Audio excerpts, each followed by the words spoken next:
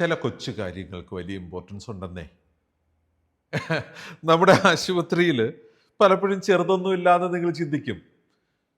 പക്ഷെ നമ്മളുടെ ശ്രദ്ധയിൽപ്പെടാതെയും പെട്ടുമൊക്കെ സംഭവിക്കുന്ന ചില കാര്യങ്ങളുണ്ട്. COP 10D നാലാമത്തെ ഒബ്ജക്റ്റീവ് എലമെന്റ് കമ്മിറ്റ്മെന്റ് തന്നെയാണ്. Antenatal services are provided. നമ്മളുടെ ഒബ്സ്ട്രിക് കെയറിൽ ആന്റിനാറ്റൽ കെയർ സർവീസസിനകത്ത് എന്തൊക്കെ ഉണ്ടാവണം? മിനിമം അസസ്മെന്റ്സ് ഉണ്ടാവണം, ഇമ്മ്യൂണൈസേഷൻ ഉണ്ടാവണം, ഡയറ്റ് കൗൺസിലിംഗ് ഉണ്ടാവണം.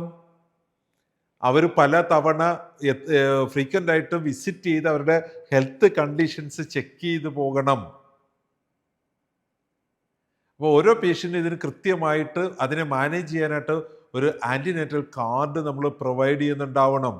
സോ അത് നമ്മുടെ G-Health പോലെയുള്ള നമ്മുടെ ഡിജിറ്റൽ ഹെൽത്ത് പോർട്ടൽ ഗ്രേപ്സ്.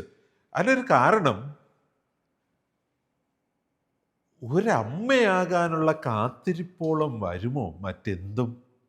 അതൊരു സുഖകരമായ മനോഹരമായ ജീവിതത്തിലെ ഒരു കാത്തിരിപ്പിൻ്റെ കാലഘട്ടമാണ്.